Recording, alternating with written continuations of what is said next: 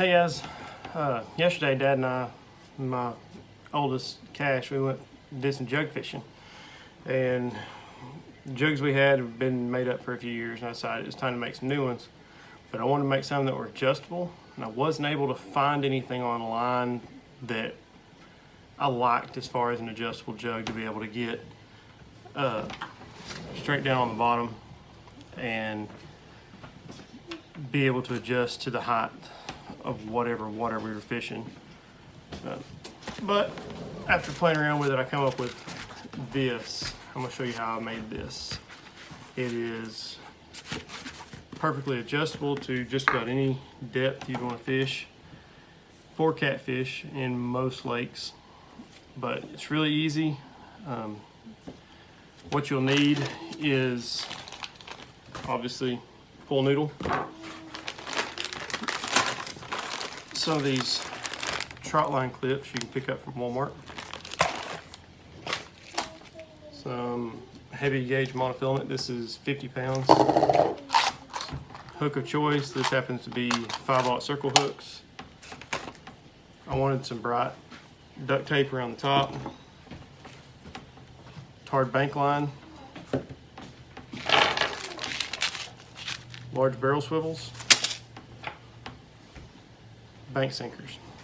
Let's get started on making one of these, and I'll show you how it works when we're done. First thing I want to do is cut this pool noodle down to size. I like mine to be about 1 foot, so I've got a ruler here. Try and cut it just as straight as I can get it. Start off to the side. We'll start off with our duct tape. I'm just going to roll this right around the top. This is just for some extra visibility. Not just for me, but for any other boater that may be on the lake. It also offers a little bit of protection for the pool noodle with the bank line.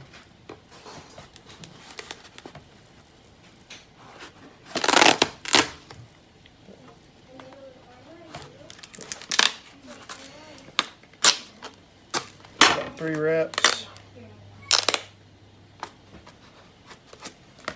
All right. So that's a base. Next thing we'll need is stretch of bank line. And like I said, this is tarred bank line. I like it best because it holds knots really well. It also is pretty UV resistant. So this line will probably outlast your pool noodle. But I'm gonna run it about 20 foot. My arm span's about 6 foot. So there's 12, 18,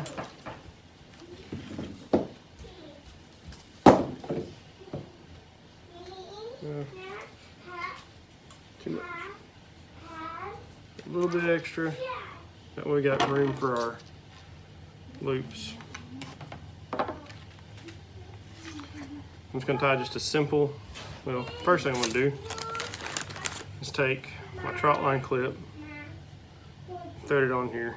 If you forget, it's no big deal. You can go back from the other end, but you slide it on from this end, you'll have to slide it down near as far. Just simple overhand loop.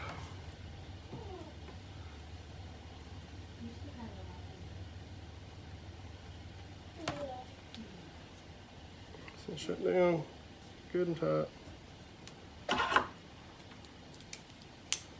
Get multi-tool. Make sure everything is extra tight. Trim our tag.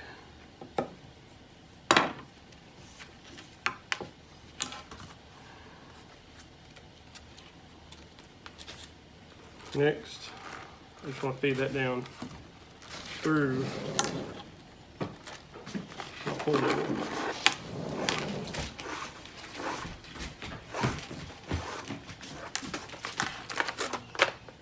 Cinch this up.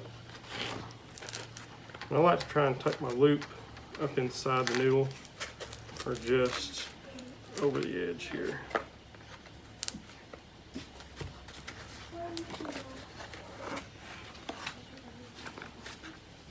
Next, I want to pull my trotline clip up extra tight up against that loop, just like that. I'm going to feed this under. We're going to half hitch that off. And I'll probably do a double half hitch just to make sure it stays right there on that corner.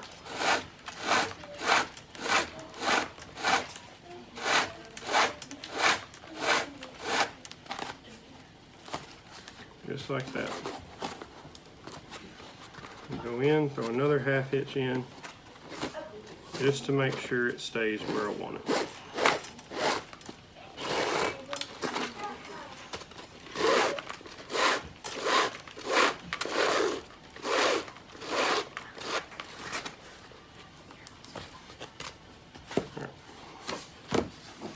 Now, just to kind of keep things neat for the next part, I'm going to wind most of this string back around it.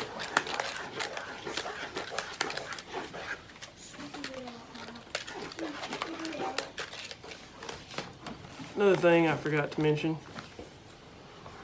I need some decent sized rubber bands. These here are about 1/4 inch wide. And this is just there to keep that excess string from going anywhere.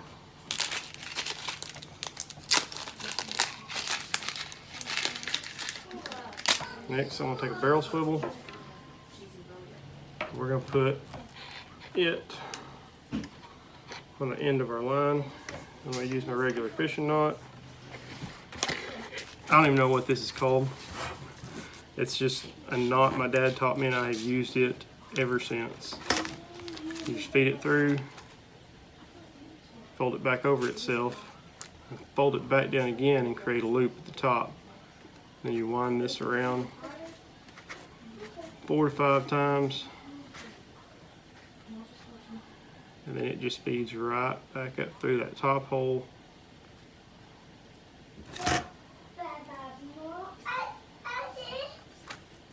It forms a really strong knot. When you're tying with this bank line, sometimes it's good to have something you can grip it with,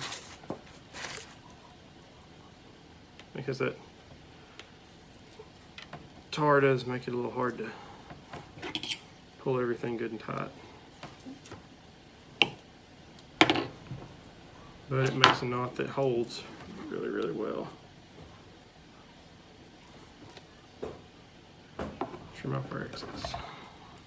I'm going to take this 50-pound monofilament, and I'm going to go about an arm's length, so give me about 6 foot.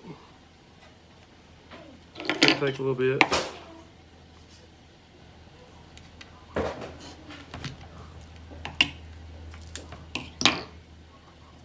And do the same thing on it.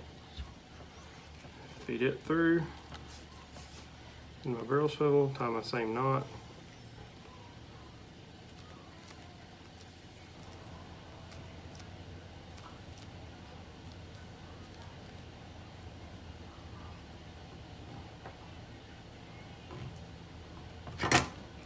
Collect the line.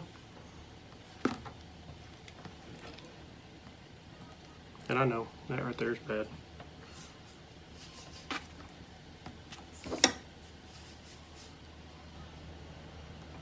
Snip our tag. We're going to come down here to the end. And this is just a 1 ounce bank sinker. If you're in faster moving water, you may want to run something a little heavier.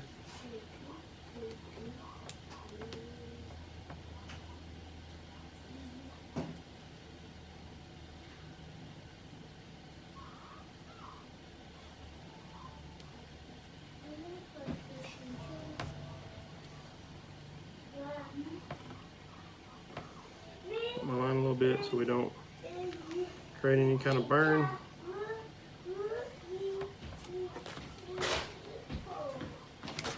Trim that thing.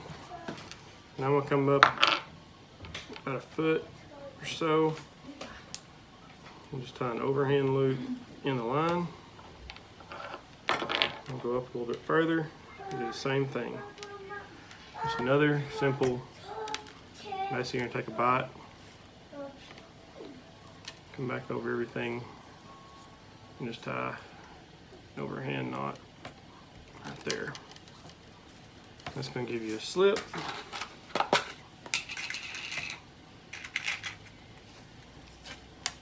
These here are 5/0 Eagle Claw laser sharp circle hooks. And I like the circle hooks because usually the fish will just wind up hooking themselves. You don't have to worry about them swallowing it. Most of the time whenever you pull one of these jug lines in, they're hooked right in the corner of the mouth. You put these hooks on, you just fold that line down, feed both pieces or that whole loop through, pull all the way up, and just cinch it down.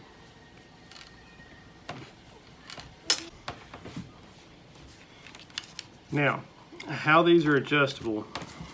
Say I want to fish that deep. I've dropped this down. It's gone all the way down to the bottom of the lake. And I have my jug sitting right on top of the water. And I want to make this thing stay right there at that depth. And I'm only 6 foot deep, or I'm 10 foot deep. What you'll do is you'll turn a bite and make a loop, just like that. Now, on the opposite side of where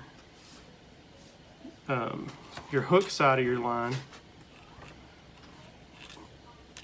crosses, you want to reach through and pull that line up, and you're going to create a slip knot right there. So when you cinch that loop down to about as small as you can get it, you take a trotline clip, slide that loop right through there and cinch it up. Now, it doesn't matter how much I tug on that, it doesn't move.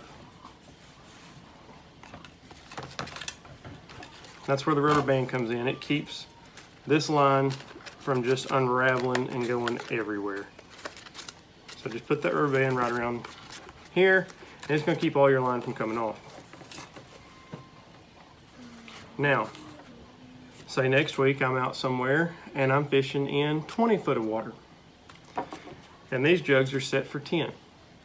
Well, I just unclip it, slide it off my loop, or off my clip, pull, that knot comes right out. And now I can adjust my depth to the new stretch of lake or new lake I'm fishing. When you're done, strap all your line up. And you get to your hook.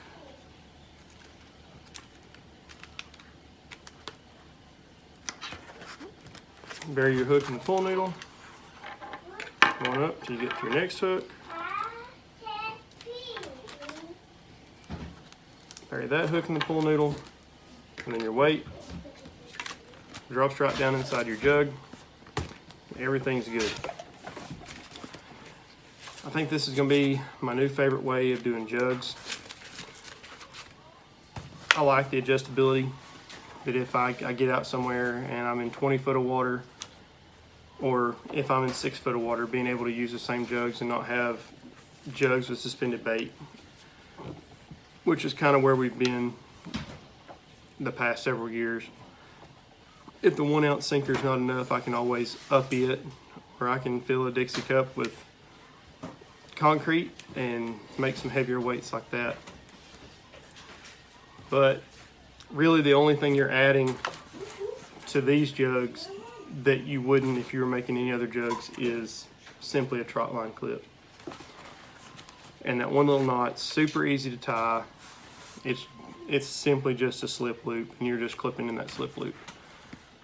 So it's a very fast way to make an adjustable jug. You can adjust every one of them. You can have them adjusted out before you go to the lake. If you know you're going to be fishing 15 feet of water, you can adjust them to 15 feet. If not, you can adjust them when you get out there. I hope y'all like this. I hope the video made sense. If y'all don't care, like, share, and subscribe, and we'll catch y'all on the next one. Thank you. God bless.